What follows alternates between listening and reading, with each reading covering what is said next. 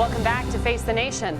Jamelle Bouie is a CBS News political analyst and is now a columnist with the New York Times. Jonah Goldberg is the senior editor for the National Review. Margaret Talev is the senior White House correspondent for Bloomberg News. And we have our own political correspondent, Ed O'Keefe. Ed, it's good to have you here. I know you've been in Richmond for like 10 days now covering this story. You heard Gayle King's interview with the governor. What did you make of what he said? Clearly he's bound and determined to stay. And there is some evidence this morning that Virginians, at least half of them, may be okay with that. What I thought was interesting, though, is that he still clearly hasn't come up with some specific plan on how to move forward, other than he mentioned, and I don't believe we aired this part, but he talks later about concerns with infant mortality in the state and trying to tackle issues like that over the next 3 years. People need to remember outside of Virginia, they only get elected to one term as governor. So he's a lame duck immediately. So if he stays, and it's no political retribution for him. But there clearly could be for his party. And I think it's still an open question as to whether Democrats are really going to tolerate him being in office for the next 3 years. There are legislative elections later this year. Mark Warner, the senior senator, is up for re-election next year, while it's also a presidential year, and the 13 electoral votes of Virginia are ones that both parties desperately want. And if these guys are still around, all three of them, even just one or two of them, it could be radioactive for Democrats. Jamelle, you're a Virginian, but looking not just at this as a state story, but as a national one, why do you think this is resonating?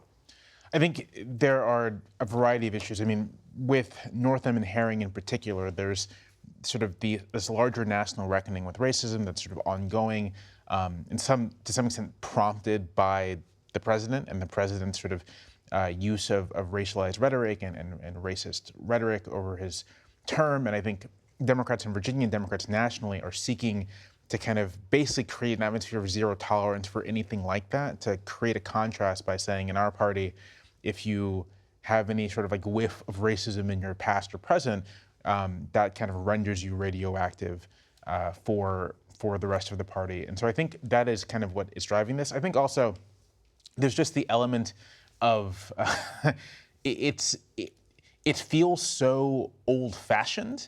And I think just talking to people who are not Virginians, even talking to Virginians, there's just sort of shock that in 2019, an entire state is facing controversies over blackface, a thing that I think many observers would have thought is in our past, or at least recognized as being unacceptable. And so I think kind of the shock and surprise of just the circumstances of the controversy, plus the way it resonates in our current national politics, is kind of driving a lot of the attention. Jonah, the president weighs in on a lot of things, and he weighed in on this a few times this week, and then this morning said African Americans are very angry at the double standard on full display in Virginia. It's not clear what he was referring to. It might have been this Washington Post poll that said the majority of black residents were okay with Northam remaining in office. Why weigh into this? Because he's like the Norse god Loki. He likes to create drama. He's a master at trolling and creating division. And he was watching, I think he was watching CNN. Jake Tapper tweeted that this tweet came right after a conversation along these lines.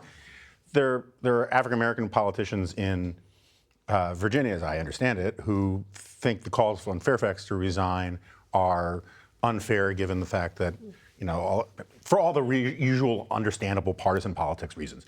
And Donald Trump is very good at sort of sowing division and trolling this kind of stuff. And he gets, from his perspective, pretty good results when he does. To some extent, what's going on in Virginia is really about these three politicians and their kind of youth or semi-youth catching up to them. But if you're following 2020, it's hard to miss the preview of what's to come. You've got this potentially huge Democratic field with cross-sections that involve a lot of women, a handful of African-American candidates, and a lot of older white men who have had decades of yearbooks and past statements and sort of generational political shifts where things like 3 strikes, you're out, or whatever, the way you talk about crime, the way you talk about welfare, have changed over the years. And so to some extent, I think it does give us a preview and gives the Democratic Party a preview of the pitfalls of zero tolerance, and also the kind of traps of saying we're going to hold ourselves to a higher standard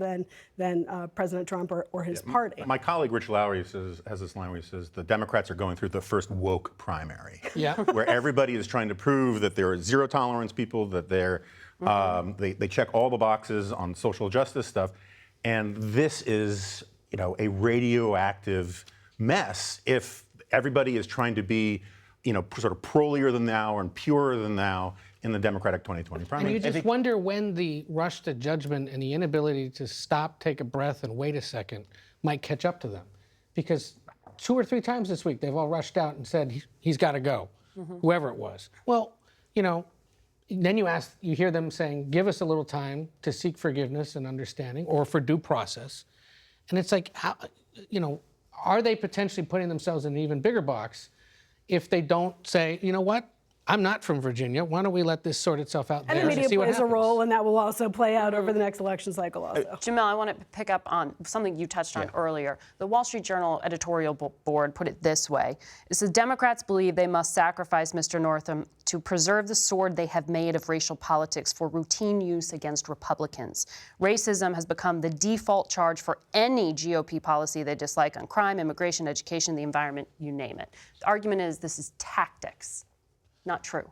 So I don't think it's tactics, because I do think there's substance here, right? The Northam yearbook photo is genuinely shocking. It is genuinely shocking to see someone dressed up as a Sambo next to someone dressed up as a Klansman, 2 things that evoke very painful history and a painful legacy in this country that affects people living today, people alive, people I've spoken to and living, quite recently have experienced these things. And so I think the substance is important. I think Democrats in Virginia and Democrats nationally are trying to reconcile the fact that there is a substance here with these emerging political standards, with sort of like the tactical stuff, but I don't think this is a pure amoral power politics. I think I'll also add that, and I think, Margaret, you made a really good point tying this to 2020, that there already are signs that Democrats are looking for more diverse candidates, or looking for candidates who are sort of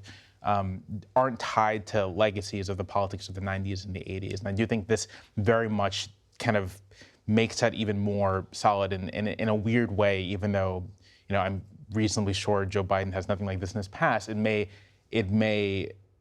cripple Joe Biden's attempt to run. It may damage Bernie Sanders' attempt to run. That just the optics of this are going to reverberate throughout Democratic politics for next year. What about Elizabeth Warren? Because you saw this week another issue here of identity and of race.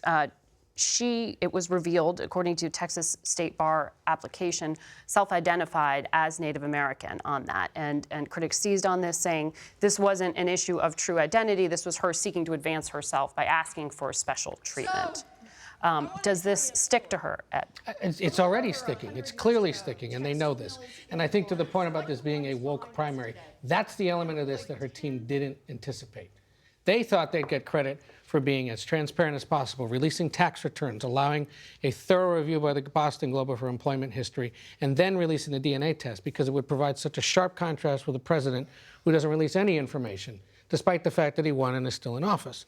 But what they didn't anticipate was that by identifying that way when you clearly aren't, or only a minuscule part of you is, it suggests that you were trying to take advantage of somebody else's heritage. And that is a radioactive element of this that they just are not prepared for. And I think she's going to suffer throughout this campaign, whether they like it or not. And there's been this attitude from her team of, well, we put it all out there. Don't we get credit for that? Yeah, but when you can't verify that you have every document in which she's done this, and we don't know whether she and her family spent decades identifying this way, potentially to their advantage, then it invites the scrutiny that they're getting and will continue to get. And Jonah, the president, again, weighing in on this in a tweet, not only mockingly calling her Pocahontas, but then using the term trail, all caps, which many read as a nod to the Trail of Tears, the forcible relocation of thousands of Native Americans leading to mass death.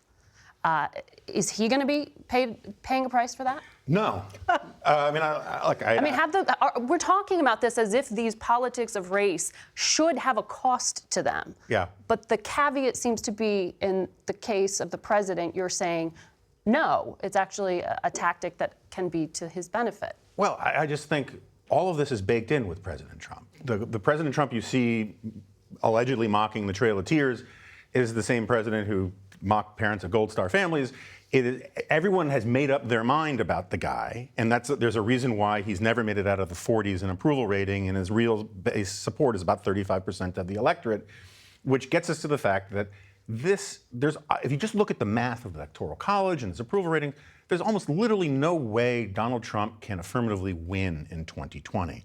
But the Democrats can certainly lose. Mm-hmm. And if you look at the way these fights are shaping up, if you look at the way the Democrats this last week walked into Donald Trump's thing at the State of the Union about how we're never going to be a socialist country by unveiling in not great fashion the Green New Deal, it does seem like the Democrats are in danger of spiraling off to exactly the place where the White House wants them to be. And along those lines, the issue of abortion, very divisive, also reignited. That's where the scrutiny of Northam came from in the first place, because of this radio interview he did, Margaret.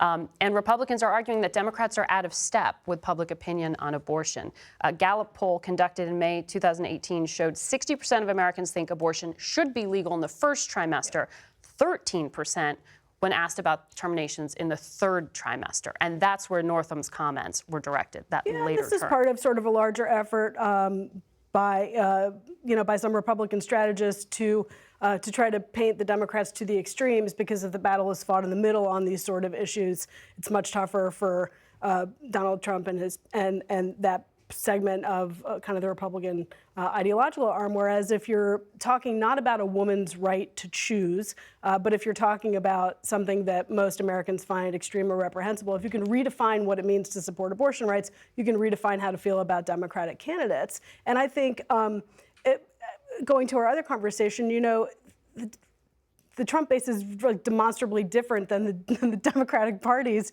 base, which is why it's asymmetrical, and there's two different standards for how you talk about racial issues or gender issues or sort of anything in this spectrum that we've been talking about this morning. Just also on that point, I think there's something in terms of public perception, and the fact that we were referencing a woke primary, I think the term woke gets to it, which is that there is a broad sense that talking about race and racism, talking about identity is somehow opportunistic, is somehow not quite sincere, in that on the other end, President Trump sort of like open use of racist language, regardless of what people think about it, reads as somehow more authentic. And I think that there's a not saying that it is authentic, but that there's like this Archie Bunker quality to it that I think people are willing to look past, versus a kind of suspicion based on this country's history with racism of anyone talking about it. We've got to leave it there. Thanks to all of you. We'll be back in a moment.